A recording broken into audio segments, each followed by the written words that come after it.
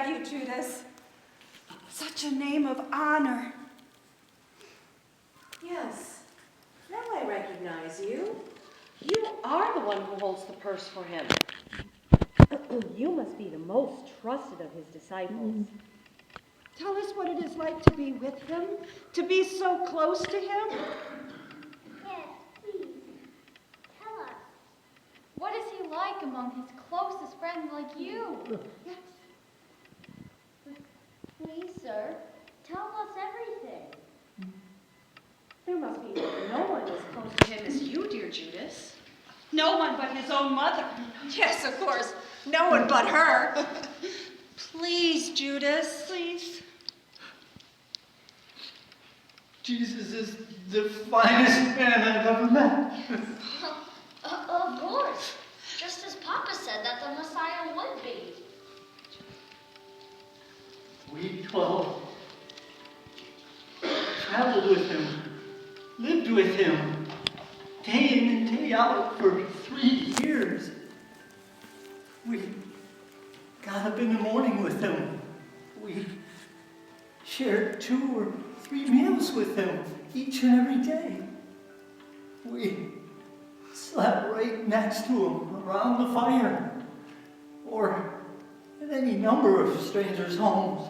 Yes, yes. Tell us more, please. I want to hear more, please. But more, much more than just living with the man. I watched Jesus at his work. The man was sharp. He was brilliant. He went up against some of the most educated men of our day. And without even any malice, without a single armament other than his own wisdom, fortitude, he could render a raging Sadducean or Pharisaic lion utterly defenseless. Leave them babbling on, scrambling with their words this way and that way, somehow trying to escape the ironclad cage that his words had created for them and their hypocritical demands on us. Oh God, he was amazing. My holy Judas, why do you say was? Well, we just heard him speak just this morning in the temple. He was wonderful. And then, after gently taking 20 or 30 years of a man's study and turning it into cow dung, he would reach out to the man. And with a voice that was at once so powerful, yet so tender, he would praise, almost exalt the man in front of the crowd for his diligence in the pursuit of these most serious and complicated matters of life. And as often as not, such a man would return again and again to listen to his word.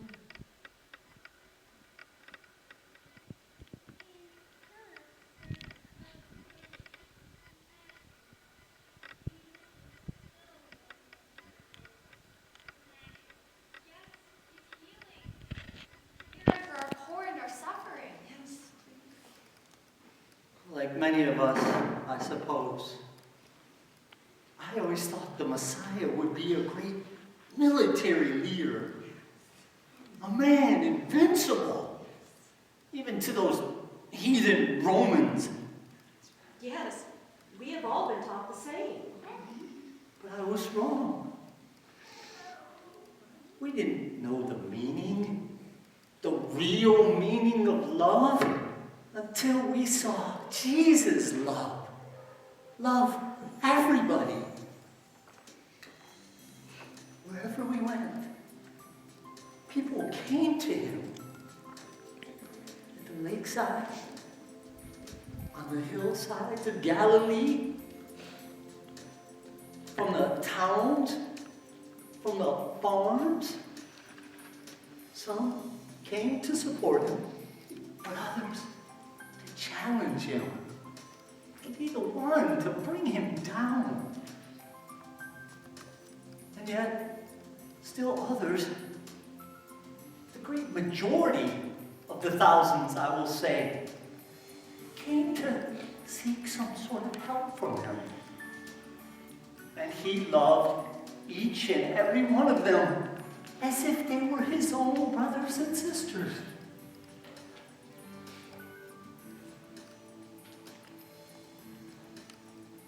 And over those 3 wonderful years, he healed thousands of our people.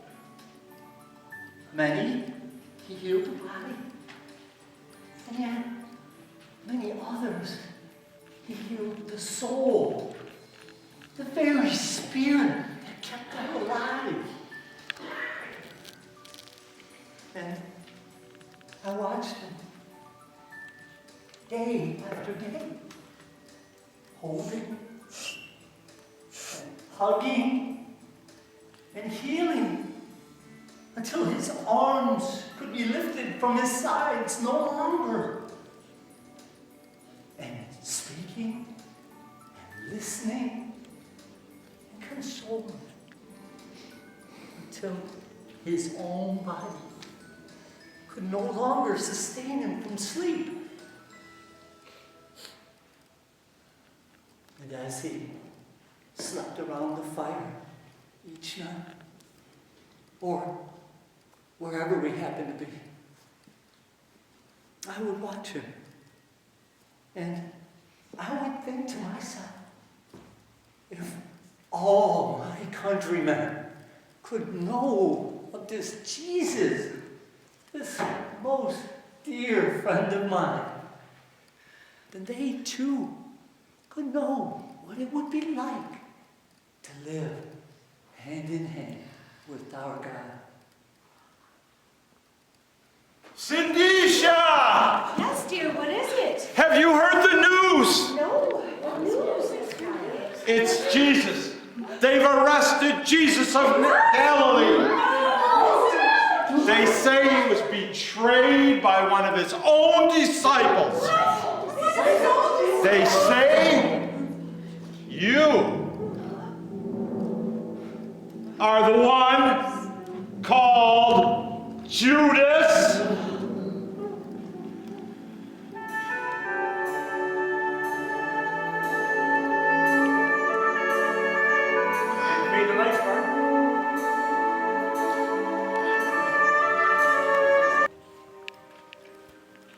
For our second vignette, we take you to the room where Jesus and his disciples had just celebrated their Passover meal on what we now call Holy Thursday evening. The dinner was completed nearly 2 hours ago now, and Jesus and his apostles departed for their secret gathering place just outside the east wall of Jerusalem, in the Garden of Gethsemane, to pray and spend the night, well concealed among the thousands of pilgrims camping out for Passover on all the hills surrounding Jerusalem.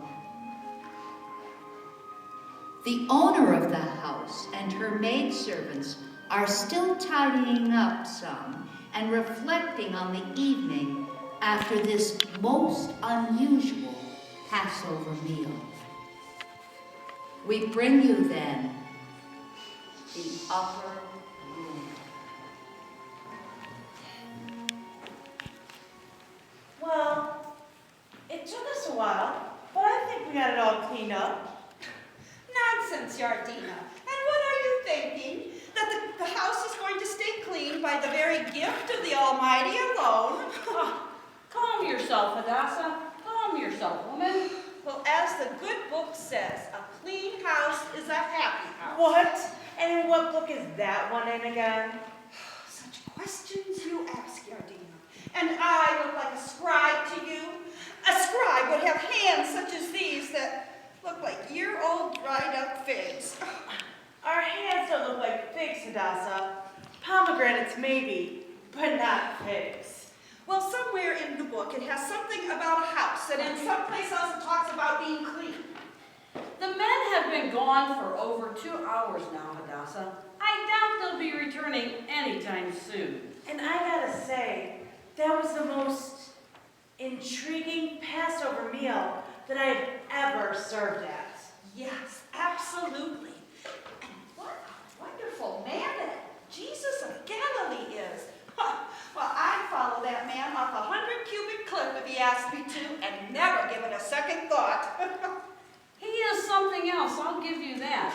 Have you ever heard him speak? Yes, Lota, I did, just this week in the temple. Oh, and I wanted so bad to go myself. Well, everybody is talking about him. Oh, but the children, may the Almighty be praised for the 8 blessings he brings me. Well, they were chasing a mouse all over the house. They were knocking things over, spilling the flour. Oh, what a mess. There was more cleaning to be done than when the in-laws come for a visit again. A clean house is So a tell happy- us, Yardina, so what was it like to be there? What did he have to say? Yes, tell us, Yardina. I hear he has the ability to leave one uplifted, inspired. Somebody leaves someone uplifted, inspired. In our Jerusalem these days, it can't be Herod you're talking about. And certainly not about that desperate procurator of ours.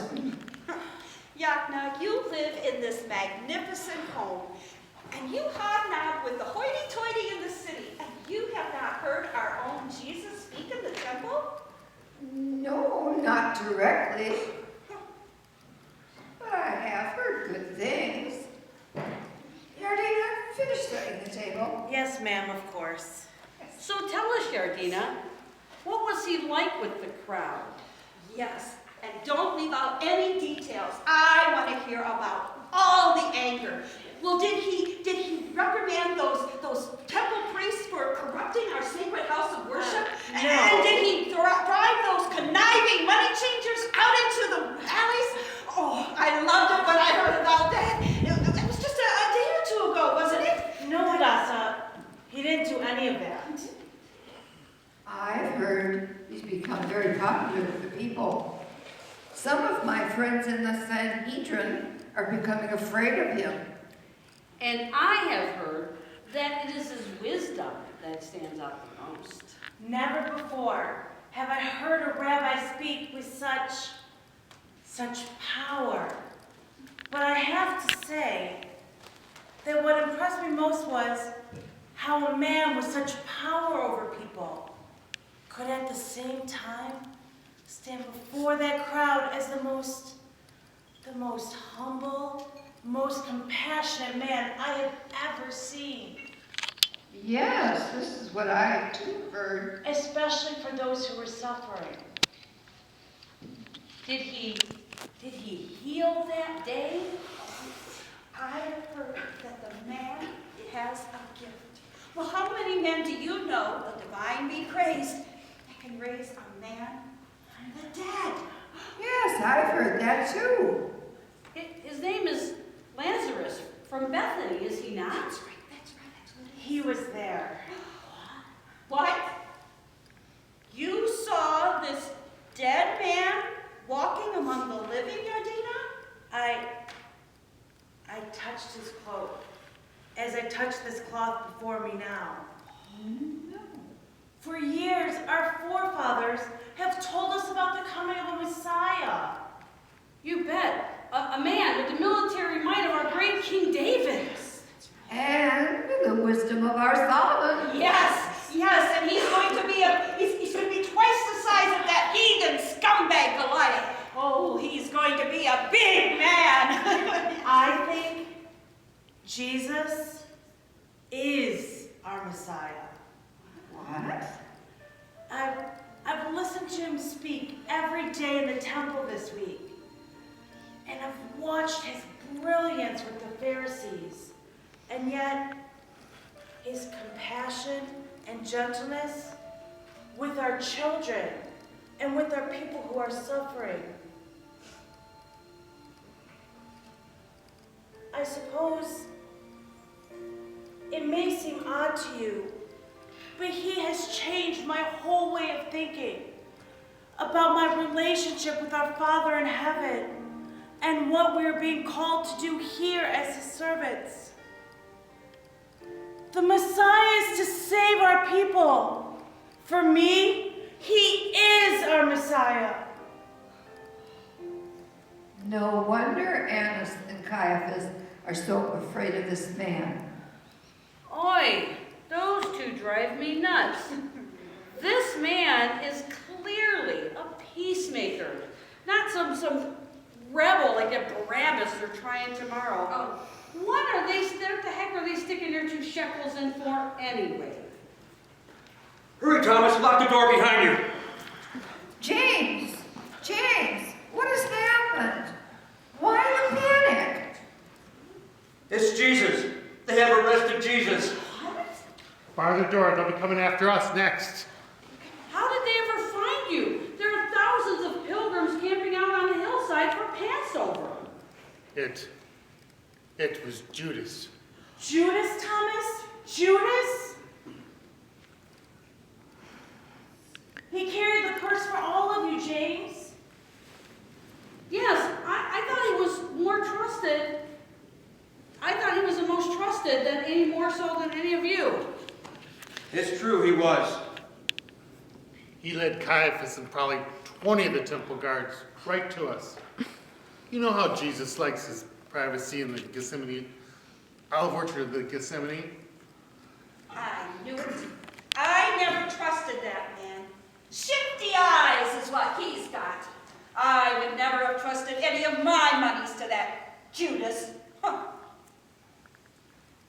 No, Hadassah, you don't know Judas. He's a wonderful man.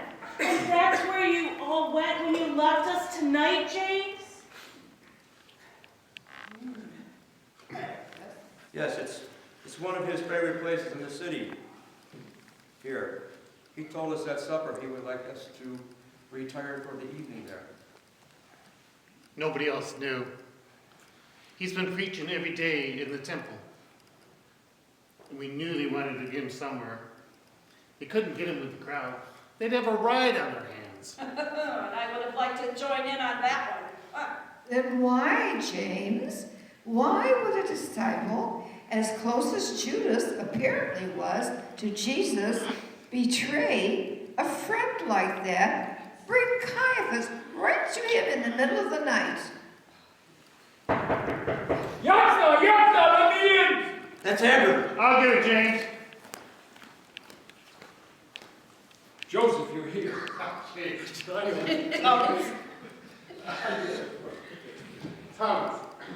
Thomas, you are here. Yes, and James as well. Get in. I'll bar the door behind you. Everyone is gone, James.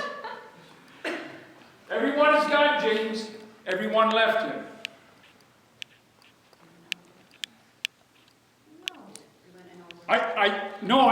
I don't think anyone followed us, though. How could Judas do this to us? Judas! I'm so surprised, James. Judas! I know. Judas is a good man. Why would he do such a thing? And to a man like that? He should be stoned to death for what he has done. This man may be our long-awaited Messiah. And he goes and leads Caiaphas right to him under the cover of darkness like that. I couldn't believe it when I seen him approaching with them soldiers. Do you know where they took him, Andrew? No, I don't, James. We were all afraid. I don't know where they took him.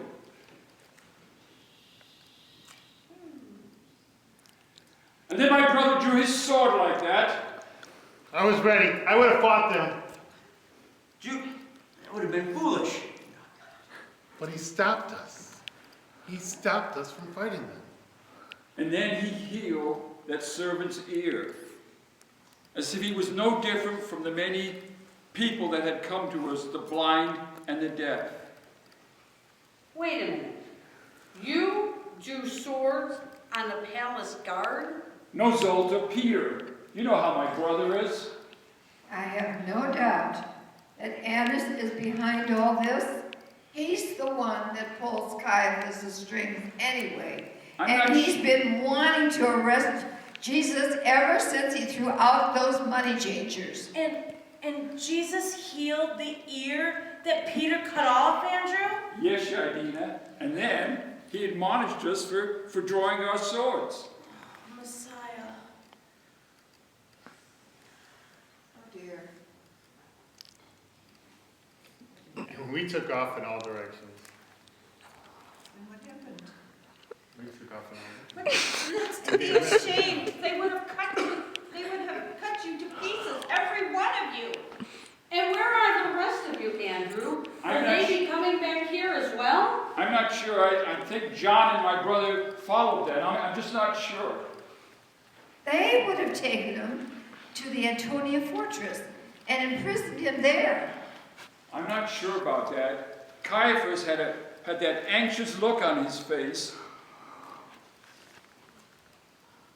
He might have taken him to his courtyard to have a trial early in the morning.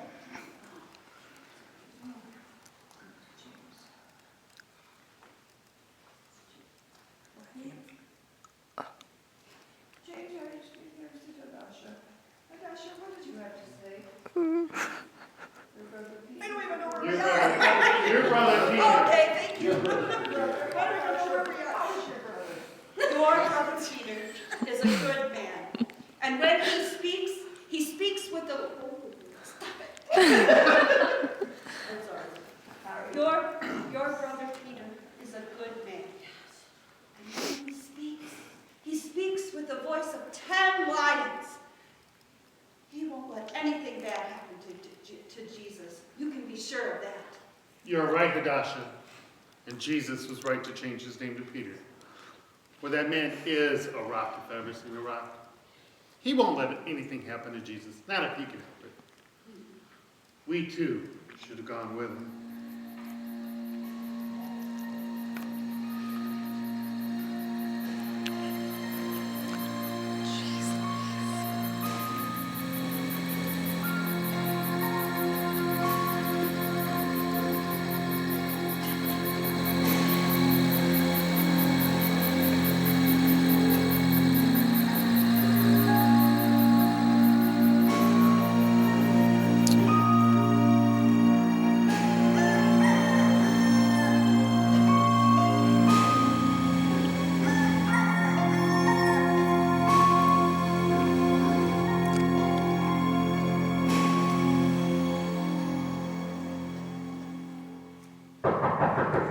Oh no, I didn't see them coming.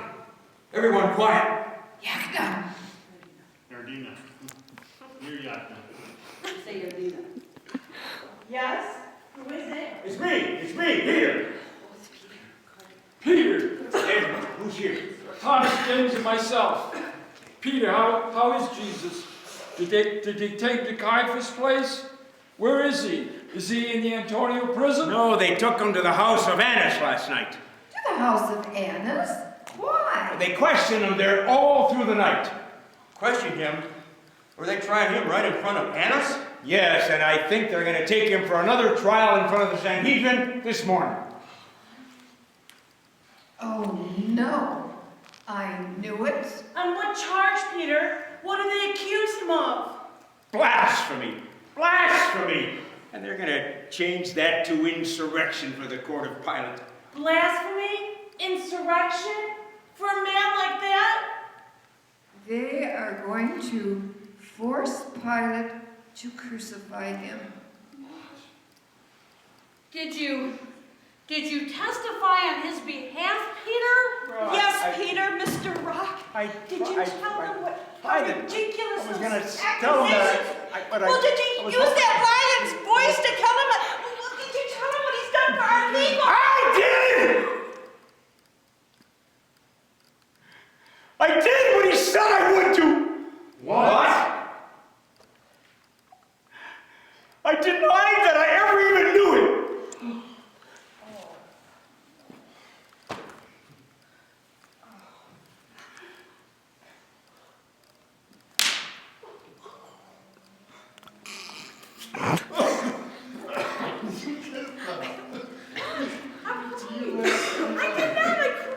Come on, stay Okay, there. okay, Stay there. okay, Come on, okay. guys.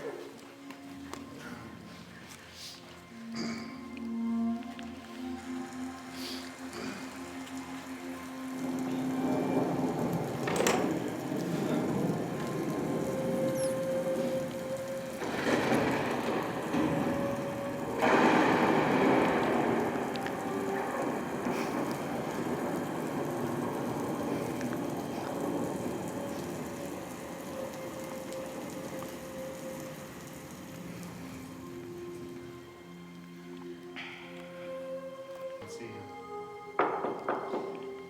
Marina.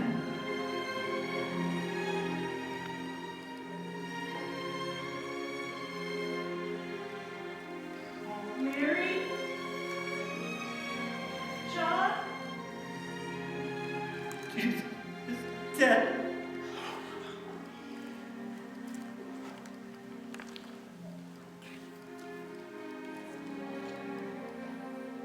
Okay, I'm gonna slowly move to take the stage. To Habakkuk, the scribe's son. He's become a rather infamous investigative reporter for the local newspaper, the Jerusalem Star.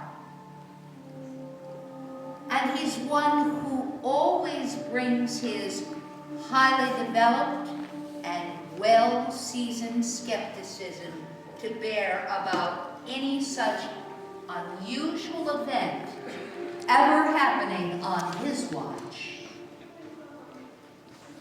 Let's see what his investigation uncovers.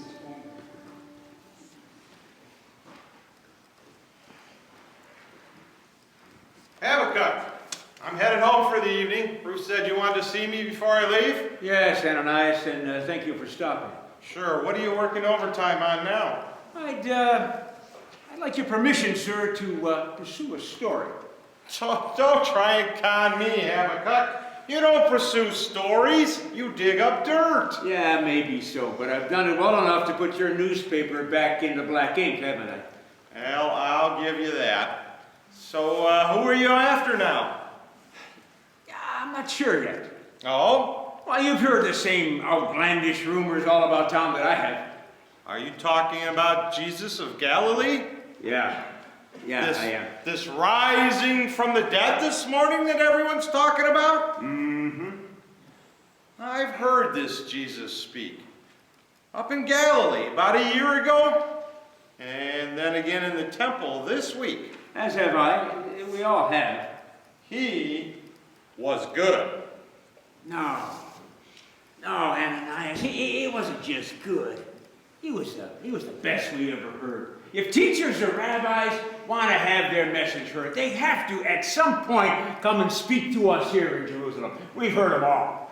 But there has never been one like him. Never. Then why do you want to go after him? I'm not going after him. I'm going after those cowardly followers of his. I heard that the one who's supposed to collect the purse for them betrayed him in front of the Sanhedrin. And the one who's supposed to have been his closest friend, he turns around and gets in front of the court of Annas and says he denies that he ever even knew it. I mean, what kind of men are these anyway? Cowards, traitors. And I just screwed up the whole line and missed the first one. Easy, Habakkuk. Easy. You're the best investigative reporter that I've ever seen. Certainly the best we've ever had here at the Star. But I've never seen you get so emotional about one of your stories. I wanted him. I wanted him. I had hope in him. I can't wait for another Messiah for 1,000 years, Ananias. I can't. I just can't. If these God-forsaken Romans can crucify a man like that with such barbarity and with such impunity, when will it end, Ananias? When will it end? I don't know. I don't know. But if you do uncover anything, we'll publish it. You know we will. but our readers count on you for truthfulness and fairness. Let the opinion editors write with their emotions. Not you, Habakkuk. You leave your emotions here. And may he be with you. Well, thank you for that. I'm almost done here. I understand. I'll go down to the tomb site tonight. I think that there are still people gathering around down there this evening. I'm almost wrapped up here. Very good. Well, then I'll see you in the morning. Yeah, thank you.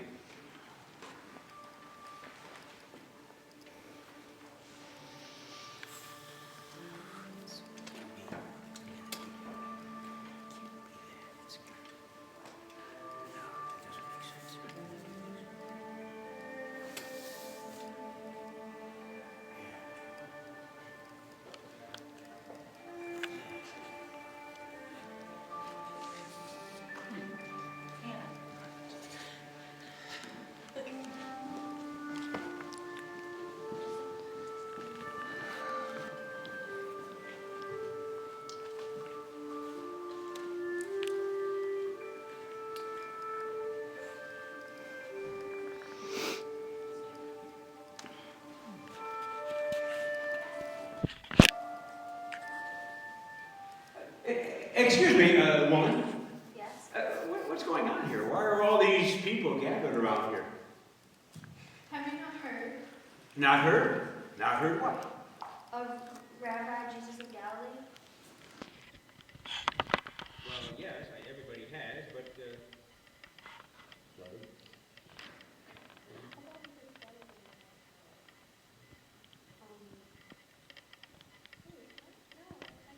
The only step, and then you got to do the living under.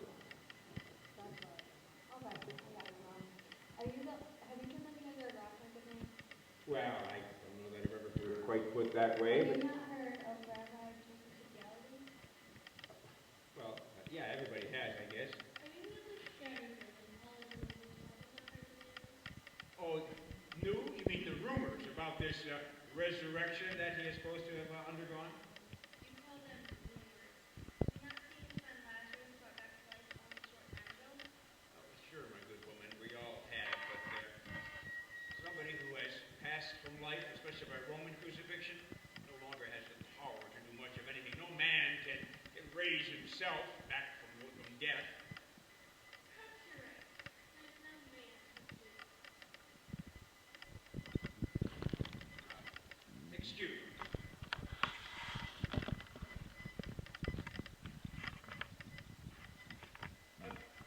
Excuse me.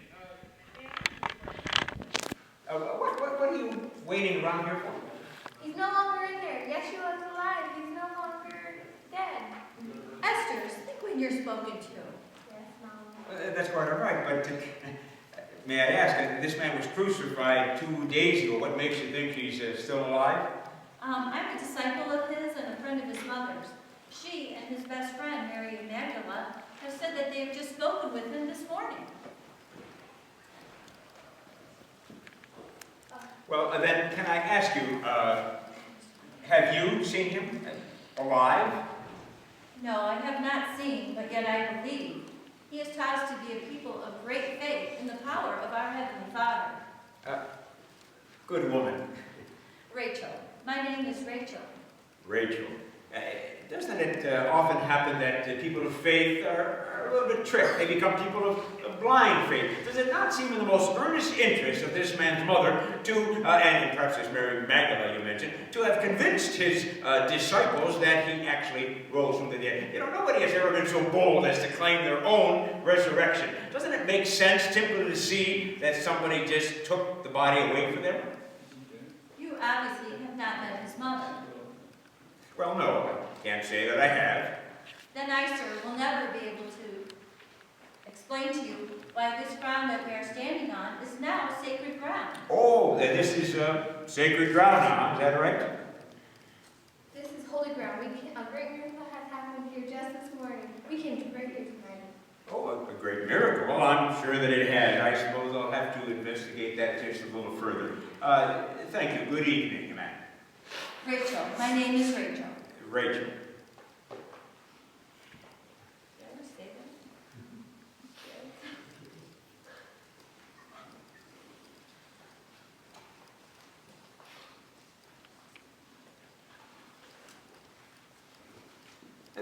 Excuse me, sir, are you the gardener here? Do you see anybody else here with gardening tools?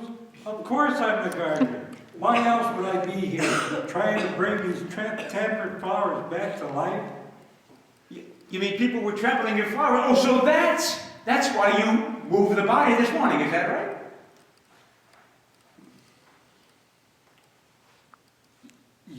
You think I moved the body? Do you remember the palace guard was here all night, last night, guarding this place, don't you? Oh, no, I didn't. Palace guard. Oh, I see. Well then, okay, I understand. Well, and if I did move the body, don't you think I would have enough sense to tell everybody where I moved him so they could go trample all over everybody else's flowers? Yes, well, I guess you would do that. Well then, excuse me, sir. Yeah, excuse me too.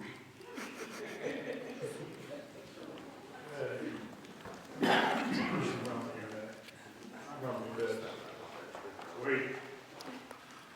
There's the tomb right there.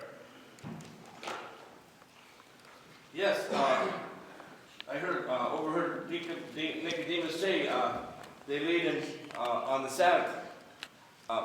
Look, this is ridiculous, elaborate rumor that he rose from the dead. This got to be some elaborate hoax that he survived crucifixion. You people don't get it, do you? Nobody survives crucifixion. Half of them don't even survive the scourging. We know what we're doing. You mean no one's ever survived a crucifixion? A couple of guys did. One we took off the cross. He died in a couple hours. The other one was some sort of official. We got him down soon enough and turned him over to his family and servants. It took him 6 months before he could even stand. I see. You know, I'm going to get down to this ridiculous rumor of rising from the dead and surviving. This doesn't make any sense at all. Nobody survives crucifixion. No. We know what we're doing. All right. Excuse me, Honorable Centurion. What do you want? Are you perhaps here to investigate this rumor of a resurrection that happened this morning? Don't you know who this man was? Well, sure. I mean, we all do. I mean, Well, what do you want? Rumors do travel, sometimes. But may I ask? I couldn't help but overhear that you were saying sometimes, rarely, but sometimes, the wrong person gets crucified. Do you think it's even possible that perhaps they had somebody else die in this man's place so that he could show up this morning and claim this miraculous resurrection? That would make him one heck of a leader, wouldn't it? How do you mean, sir? Well, first of all, my good man, who's going to undergo a death like that for somebody else? That man would be the leader, not some coward, some miracle worker. His family would never consent. That man would be the laughing stock of the neighborhood by the end of the week. Yes, I guess you're right. Can I ask you, were there guards on the tomb last night? Of course there were guards. Don't you know who this man was? Well, sure, as I said, we all know who he was. Well, there was 4 guards. Temple guards. That's one of them over there. He'd be lucky to keep his rank when I get done with him. Oh, well, I'm sure you bet you're very good at your job, and I'm sure this rumor of resurrection is nothing more than an elaborate hoax. Well, thank you for your time. Well, that would be great if it was a hoax. I forgot that one. Yes, well, thank you, sir.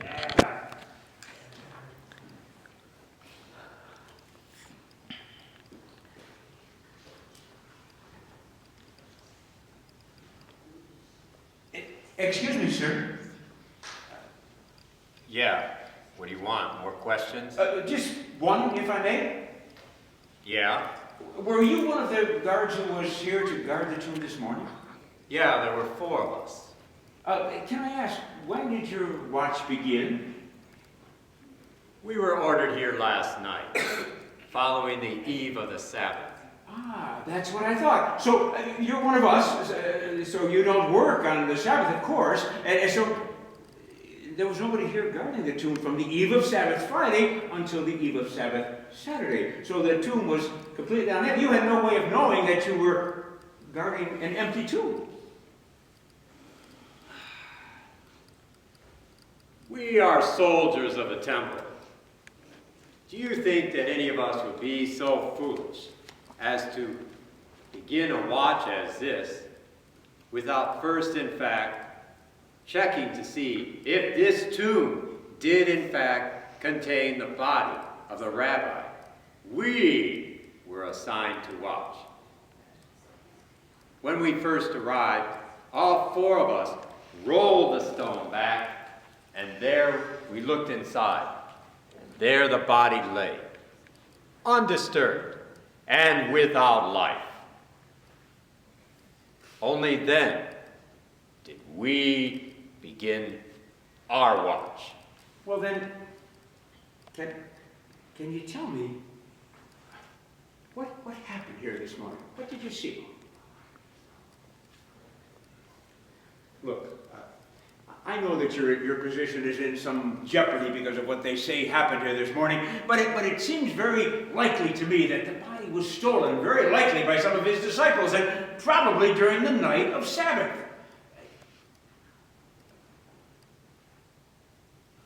None of us were asleep. Not one single one of us. We are guards of the Holy Temple. That would be preposterous. I'm sorry, I didn't mean to imply. Look, I'm not here to conduct any kind of a formal inquiry. I'm an investigative reporter for the Jerusalem Star. I know who you are. Habakkuk. And I know what you do. What I do is seek the truth. Our people need to know the truth. Some truth is very difficult to believe. Look, I promise you, and I'm a man of my word, I will not divulge your name in my investigation, but can you tell me what happened here this morning?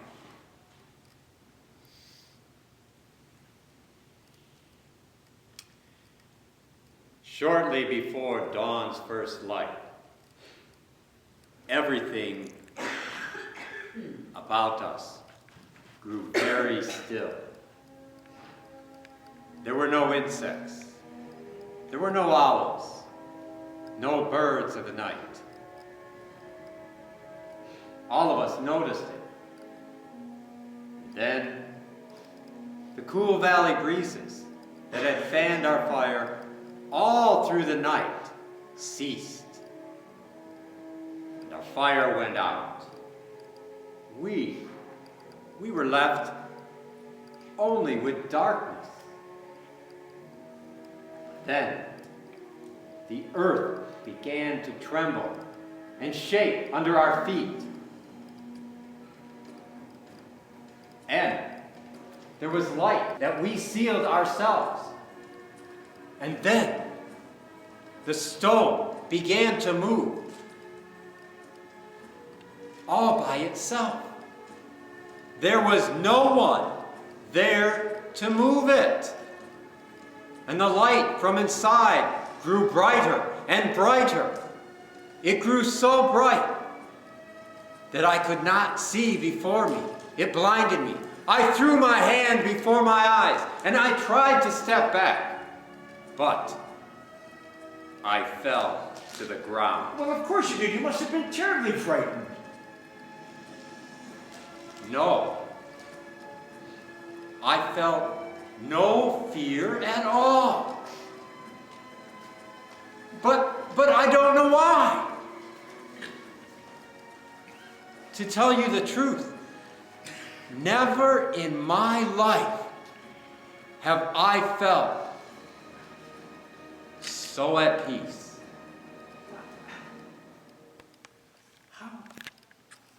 How can that be? what did you see then? What happened after you fell to the ground? When the stone stopped its grinding and its rolling, it was then that we looked, and I saw the tomb was completely opened. And it was then that I heard the footsteps. Ah, so that's when they came to take the body away. They were the footsteps of only one man. What? How can that be? Well, who then? Who was it? When the footsteps departed and stopped, we got up, and I looked in the tomb, and it was completely empty. Only the burial cloths remained on the stone slab. It was him. There is no doubt in my mind. It was him.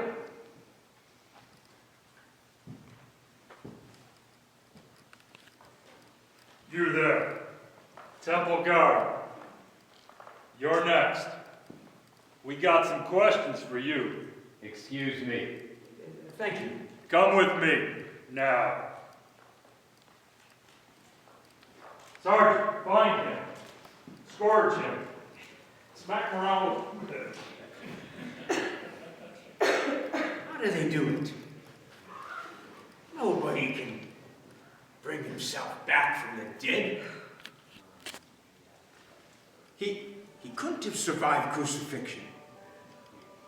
It wasn't a body double. The gardener didn't remove the body. He was present on the morning after Sabbath, and he was guarded all the way through, even up until this morning. So the disciples can't have taken him. And now I've got a temple guard who's absolutely convinced the man rose from the dead himself. Doesn't seem like the guards were drinking. This is ridiculous. Nobody can bring himself back from death. Wherever they took that body, that place will become hallowed ground, and we will learn of it. That's what I'll write. No religion can thrive when it's based on a hoax, even one as elaborate as this. People give their lives for their beliefs. Nobody gives their life for a hoax.